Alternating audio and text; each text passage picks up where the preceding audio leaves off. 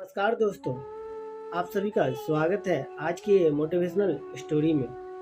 तो आज का जो शीर्षक है ईमानदारी का फल। तो चलिए दोस्त शुरू करते हैं आज का स्टोरी। तो काफ़ी समय पहले की बात है।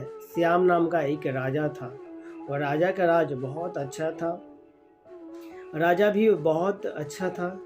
राजा की बहुत वहाँ पे मान सम्मान था। बट राजा को एक चीज़ का सुख नहीं था। तो राजा का जो वो सुख नहीं था, वो संतान का सुख नहीं था। राजा वो चाहता था कि उसके संतान हो और उसके राज का उत्तराधिकारी हो, बट ऐसा नहीं हुआ। तब राजा ने का एक सोचा कि राजा उसी राज के किसी बच्चे को गोद ले लेते हैं जो उस राज का उत्तराधिकारी हो और वो आगे चल के इस राज को चला सकते हैं। तो राजा ने उसके लिए राज के जितने सारे बच्चे हैं उसके लिए एक घोषणा किया कि राज के जितने सारे बच्चे हों राजमहल में कल एकत्रित होगा और उसी में से किसी एक बच्चे को राज का उत्तराधिकारी बनाया जाएगा। ऐसा ही हुआ। कल सब बच्चे राजमहल में एकत्रित हुआ और राजा ने एक घोषणा किया कि जो भी बच्चे इस परीक्षा में सफल होंगे वो राज का उत्तराधिकारी होंगे। राजा ने सभी बच्चे को एक पौधा लगाने के लिए भिन्न भिन्न प्रकार का बीज दिए। कहा कि ये बीज हम जो आपको दे रहे हैं, आज हम दे रहे हैं, उसके बाद हम 6 महीने बाद आप किससे मिलेंगे, देखेंगे किसका पौधा सबसे अच्छा है। राजा ने दे के वहाँ से सब बच्चे अपने अपने घर चले गए और कुछ टाइम के बाद, कुछ महीनों के बाद उसमें से एक बच्चे का बीज अभी तक नहीं उगा था और जितने सारे बच्चे सबको कुछ न कुछ उसका बीज अंकुरित हो गया था, कुछ का अच्छे से पेड़ निकल गए थे। मगर एक बच्चा उसमें से ऐसा भी था, उसका महीने बीत गया मगर पेड़ अंकुरित नहीं हुआ। देखते देखते 3 महीना बीत गए। बच्चे बहुत परेशान हो गए कि 3 महीने से डेली रोज पानी देखभाल करते हैं, पानी देते हैं, और 3 महीना बीत गया। बच्चा परेशान हो गया और वो अंकुरित नहीं हुआ। तभी उसने सोचा कि माँ से पूछते हैं। माँ ने उसे बोला, बेटा धैर्य रखो, कुछ बीजों को फलने में ज़्यादा वक्त लगता है। और पौधा सींचता रहा और बच्चा ने डेली फिर सींचते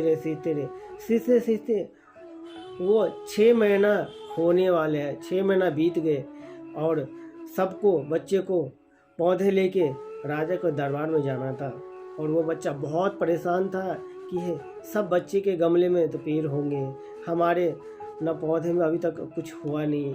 और बच्चे डरे हुए थे, बहुत सजमे हुए थे और वो डर से सभी बच्चों को परेशान थे कि हर बच्चे के पास पौधा होंगे, हमारे पास नहीं। तो भी वो बच्चा बहुत ईमानदार था और वो उस गमला को खाली लेकर वो राजा के महल में गया और वहाँ पे बहुत सारे बच्चे थे, बहुत सारे बच्चे आ चुके थे।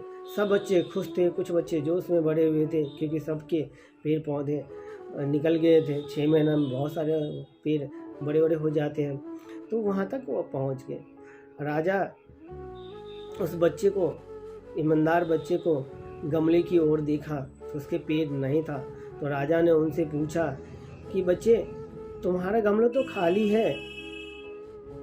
अब बच्चे उसे बोला कि सर, मेरा तो, हम उसे डेली देख ले किए, बड़े 6 महीने तक देखभाल भी किए, बट मेरा गमला खाली रहा।